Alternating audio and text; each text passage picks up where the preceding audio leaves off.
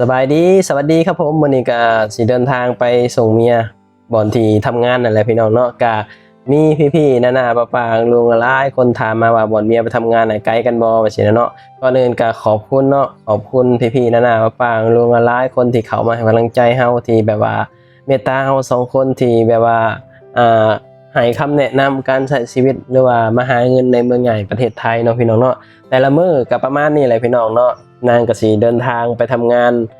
ยามแมลงมากะกลับห้องเฮาก็คือกันพี่น้องชีวิตในเมืองก็สิประมาณนี้แหละเนาะยามมื้อเช้ามากะสิได้แยกย้ายกันออกไปทำมาหากินพี่น้องเข้างานหา9โมงสำคัญเนาะเพราะว่างานเมียเฮ็ดน่ะเป็นงานแม่บ้านเนาะแต่ละมื้อนางก็สิเดินผ่านคลองเนี่ยย่างแบบว่าเดินลัดไปพี่น้องถ้าเกิดว่าเดินแบบว่าตามถนนใหญ่มันอาจจะไกลมันโค้งอะนะแต่ถ้าเกิดว่าเดินลัดไปนี่มันก็บ่ได้ไกลไปซี่นะเพราะว่างานที่เมียเฮ็ดน่ะเลิกไวไปซี่นะเขางาน9โมงสำคัญแต่ว่านางสิเลิก6โมงไปซี่นะก็สามารถที่จะย่างกลับได้ไปซี่นะเพราะว่ามันบ่ได้ดึกไปซี่นะพี่น้องแต่ว่าบางมื้ออาจจะมีแบบว่าเจ้านายออกไปข้างนอกแล้วยังบ่ทันกลับมาเพิ่นก็สิโทรมาบอกเนาะว่าให้ทำโอหรือว่าแบบว่าเพิ่นก็สิให้พิเศษนะค่ากับข้าวไปซี่นะมื้อหน้าก็มื้อหน้าไปรับนางนั่นแหละเนาะเฮาถ่ายไปคลิปที่แล้วไปรับนางก็ได้เงินประมาณ300กว่าบาทเนาะที่เจ้านายเพิ่นให้ค่ากับข้าวพี่น้องเนาะหลังจากที่เฮาย่างลัดคลองมาก็สิเข้ามาซอยนี้แล้วก็สิเดินตรงเลยบัดนี้พี่น้องเดินตรงแล้วก็ข้ามถนนแล้วก็ฮอดบ่อนที่เมียทำงานเนาะถามว่าไกลบ่สำหรับเฮาบ่ไกลเนาะตอนเฮายังน้อยย่างไปให้ไปนานี่ไกลกว่านี้พี่น้องก็ยังย่างได้ไปสินะอีกอย่างก็เมียก็บอกว่าย่างเอาดีกว่าไปสินะมันก็ประหยัดเฮาอีกทางหนึงไปสินะถ้าเกิดว่าเฮานั่งรถมันก็เดือนหนึงมันก็โอ้เบิด3-400ไปสินะเฮาว่าย่างเอาดีกว่า1มาก็ได้ออกกำลังกาย2มาก็ประหยัดไปนำไปสินะก็นางก็สิย่างไปทุกมื้อพี่น้องแต่ละมื้อไปสิยามมื้อเช้าไปสินะก็ย่างไปเฮ็ดงานไปสินะเฮาก็ถามว่าเมื่อยบ่ก็บ่เมื่อยเนาะสิ้นแล้วอย่างประมาณนั้นนะก็สู้กันไปหากันไปพี่น้องชีวิตในเมืองใหญ่เนาะมันบ่มีหยังแบบว่าได้มาง่ายถ้าเกิดว่าเฮาบ่อยากเมื่อยเฮาก็เมื่อนอนอยู่บ้านฉะนั้นแหละขนาดมื้อนอนอยู่บ้านก็ยังเมื่อยเด้บ่มีเงินแฮงนักพี่น้องบ่มีวันหาบ่มีหยังแบบสิแฮงนักเนาะ เพราะว่างานที่เมียเฮ็ดนี่เป็นงานแม่บ้านมันก็สบายอย่างหนึ่งเพราะว่า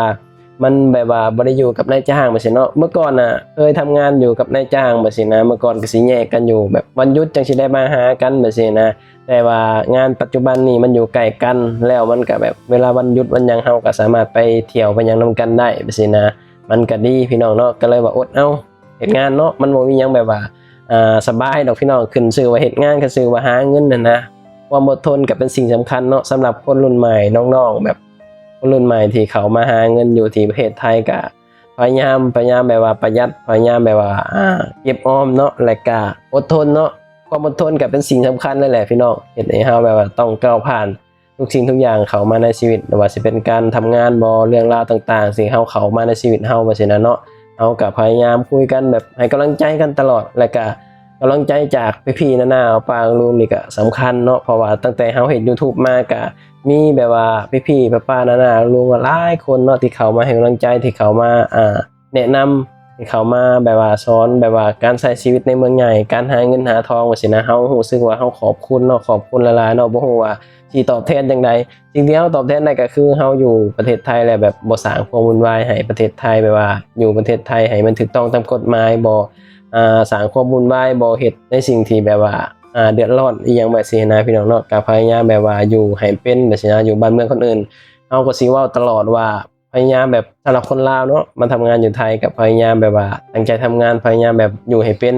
มาหาเงินหาทองเป้าหมายเฮาคือเงินพี่น้องเงินเท่านั้นแหละก็ครอบครัวเท่านั้นเนาะการที่เฮามีงานเฮาก็มีเงินส่งให้ครอบครัวเนาะเพราะว่าคนลาวเองมาทำงานอยู่ไทยก็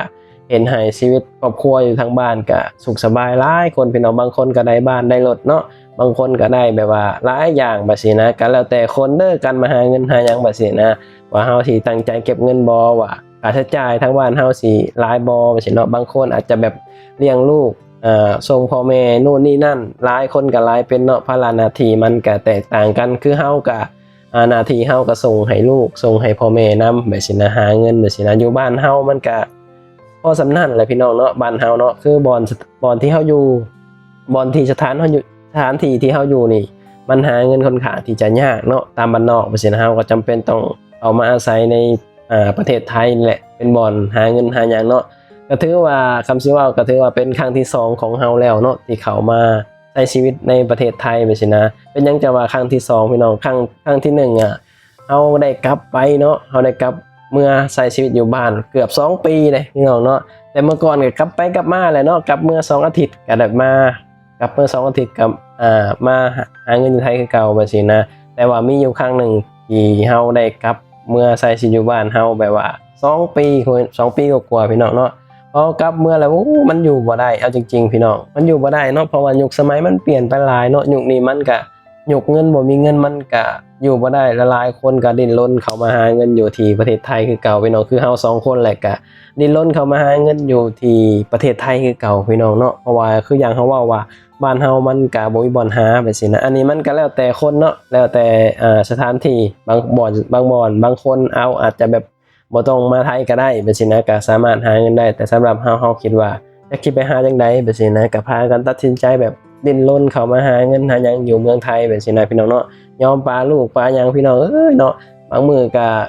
แบบเหนื่อยแน่ท้อแน่ก็เป็นธรรมดาเนาะก็ให้กำลังใจกันแบบสินะเมียเฮาแบบว่าเฮงนักแบบสินะบางมื้อนางก็แอบ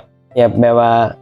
แอบมีน้ำตาซึมแบบสินะเฮาก็ให้กำลังใจบ่ฮู้ว่าเสร็จจังไดเฮาก็บอกว่าถ้าเกิดว่าเฮาบ่หาตอนนี้เฮาก็บ่ฮู้ว่าสิหาตอนใดแล้วก็เฮาก็ได้กำลังใจจากพี่ๆนาๆป้าลุงแบบสินะเฮาก็อ่านทุกคอมเมนต์ได้ที่คอมเมนต์มาการเฮ็ด YouTube นี่มันก็มีได้พี่น้องเนาะมันมีคนแปลกหน้าที่แบบว่าหวังดีกับเฮาแล้วก็เขามาแนะนำการใช้ชีวิตแบบสินะการหาเงินแบบสินะพี่น้องเนาะคือเฮาเข้าไปอ่านมันก็ได้เอามาใส่กับชีวิตเฮาได้หลายแบบสินะบางคอมเมนต์ก็บอกว่า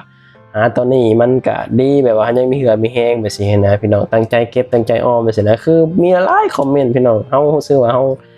ขอบคุณแล้วนะเฮาก็รู้สึกว่าเฮาคิดบ่ผิดที่แบบว่าเฮาได้เข้ามาทำงานอยู่ไทยแล้วก็เฮาคิดบ่ผิดที่เฮาได้แบบว่าได้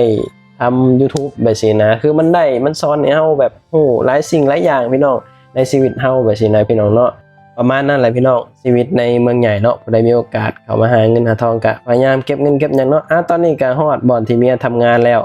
นางก็สิได้เข้าไปทำงานบาดนี้ไปทำงานบ๊ายบายสู้ๆตั้งใจทำงานประมาณนี้พี่น้องป้าบาดนี้เฮาก็สิได้เดินทางกลับเมื่อซักผ้าซักหยังเนาะเพราะว่ามื้อนี้หยุดเด้ก็ต้องซักผ้าเด้พี่น้องปกติแล้วเมียก็สิเป็นคนซักนางเลิกงานมา 6 โมงเย็นแบบสินะนางก็สิได้ซักผ้าซักหยังแต่ว่าวันนี้เฮาหยุดเฮาก็ต้องเปลี่ยนแล้วก็ซอยเมียซักผ้าซักหยังพี่น้องเนาะซอยกันแบบซอยกันซักผ้าซักหยังซอยแบ่งเบากันแบบนี้นะพี่น้องเนาะก็บ่มีหยังหลายเนาะก็ขอบคุณพี่ๆนาๆป้าลุงหลายคนเนาะที่เข้ามาให้กำลังใจที่เมตตาเรา2 คนเด้อขอบคุณหลายๆเนาะบ่ฮู้ว่าสิขอบคุณจังไดแบบนี้นะขอบคุณทุกๆการ